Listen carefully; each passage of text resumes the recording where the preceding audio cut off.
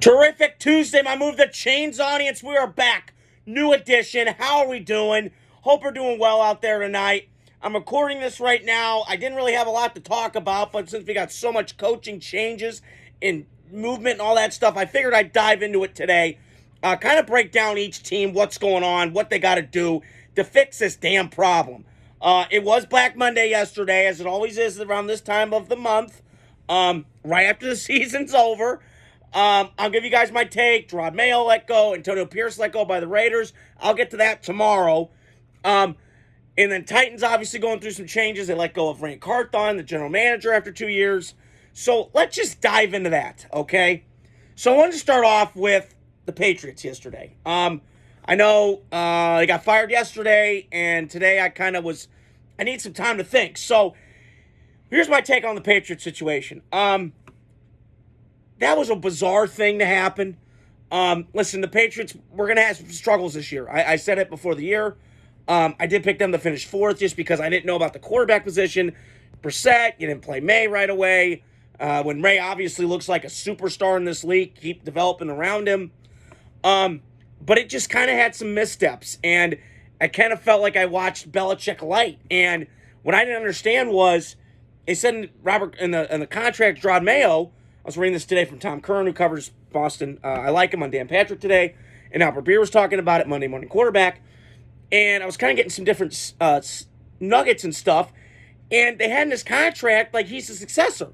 He's been there 5 years. Like, give him a shot. And I just felt like sometimes when I watched Gerard Mayo, it was true. He was a first-time head coach. And he never been in this situation. And he lacked a lot of stuff. He kind of was... like it wasn't aligned right with the actions and the words, calling your team soft out loud, which again probably should have happened in the Jacksonville game. But I just, to me, there was just a lot of weird stuff going on with the Patriots. And I think, after the bye week losing to Arizona badly, then you got beat down at home just a couple weeks ago. I'm getting all my dates weirded because of the holidays, but you lost to them a couple weeks ago. So it just wasn't a lot going for you. But I will say this, in honor of the Patriots, you got a quarterback now. So you got to go hire somebody that's going to elevate this quarterback. Now, I did hear they fired Alex Van Pelt on the staff. I don't love that.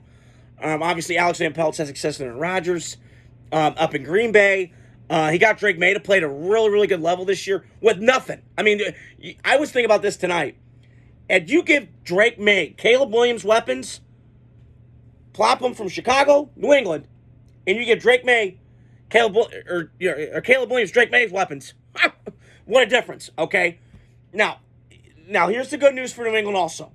They got $100 million in cap. That's great. And I heard on one of my pods tonight, Rhett Lewis mentioned this. He lived up in the Boston area, went to IU, go invest it all in offensive line. And that's what I would do if I'm the Patriots. Because if I'm going to go see how Tom Brady was so successful, they always had solid offensive line play in front of them across the board. Now, it did help they had Dante Stornecchia, one of the best all-line coaches in football, outside of Bill Callahan lately. But they need to go help Drake May out. Because I've said this before in a bunch of times on my videos. You guys are the witness. He's got talent, and Drake May's got ability. You just got to keep adding to it and keep building his confidence up. Because that job's open. And the more I think about it, Vrabel probably is going to get that job. We'll see. Because you wouldn't fire a coach if you knew which one was in waiting. So probably Vrabel's my guess. However, Raiders, I'll get to them tomorrow.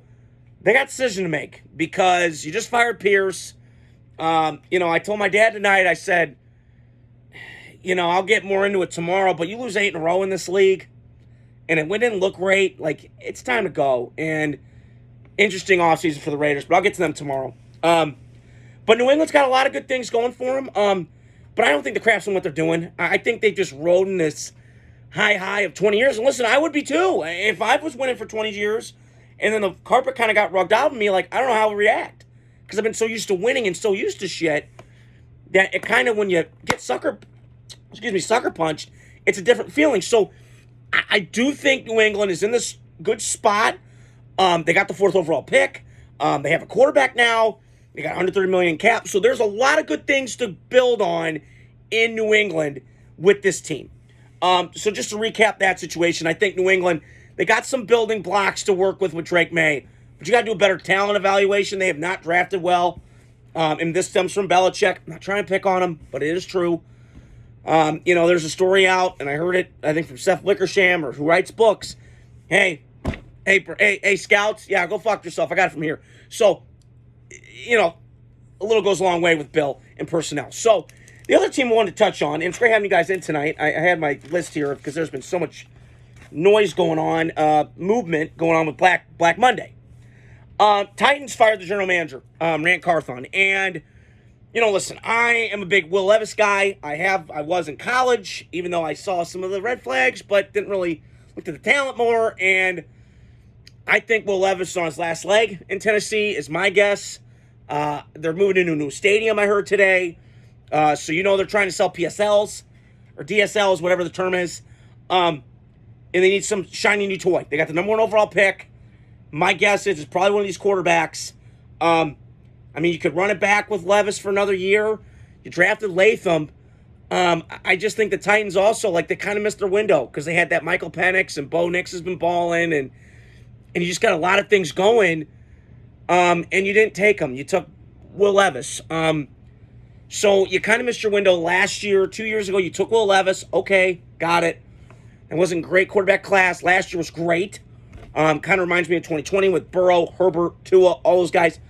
Jalen Hurts, had some success. So, So we shall see what happens in Tennessee.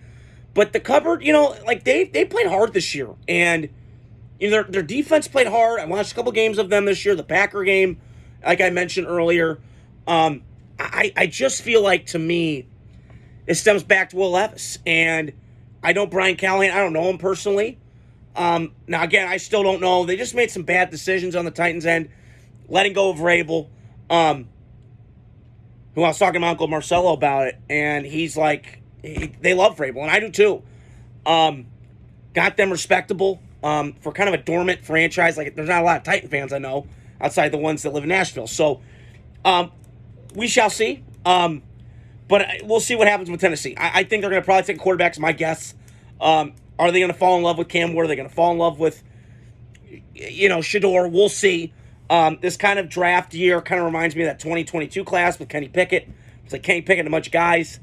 You could probably get a bridge guy for a year. Maybe Aaron Rodgers. I'm throwing a name out. Sam Darnold, who knows?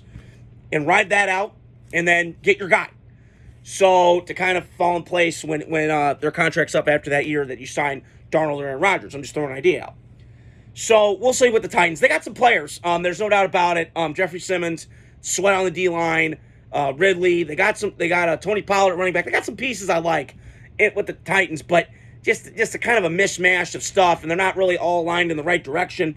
Kind of getting tug of war in every which way. So we shall see what happens there. The other one I want to touch on was the Jaguars. They cleaned house yesterday. They got rid of Doug Peterson, relieved him of his duties. And again, Doug Peterson's a competent coach. He's not a bum. He won a Super Bowl. We know he's probably overrated. Oh my God. Yeah, I beat Bill Belichick. Come on. I don't think you're overrated if you beat Bill Belichick. Okay? Just my take. Okay? So, he's fine.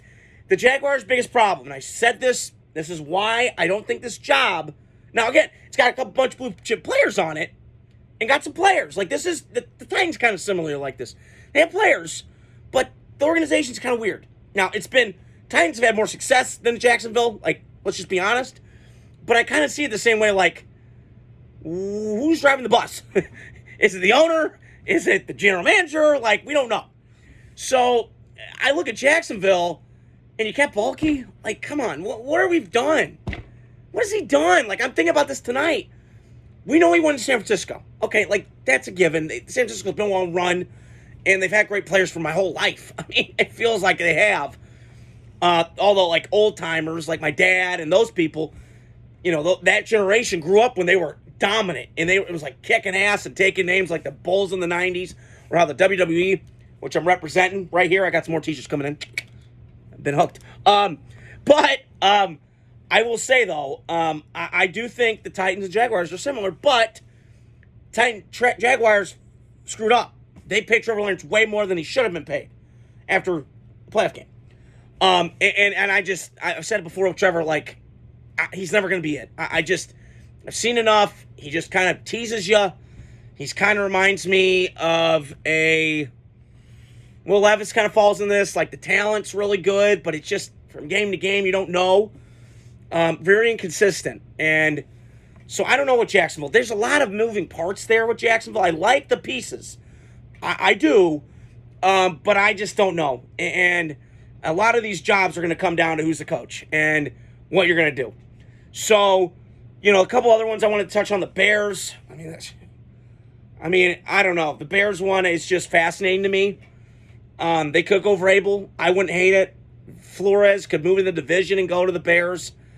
But I have my feeling, like, I think the Bears lift is like an 800-pound lift. I just think you got to bring in somebody that can carry the whole thing. The city, it's big. It's Chicago. It should be big. I saw the Giants and the Jets. Giants kept Daboll. Good. You should have. As I mentioned, my buddy Grant Sin yesterday. It was great seeing him, by the way. Much love, bro.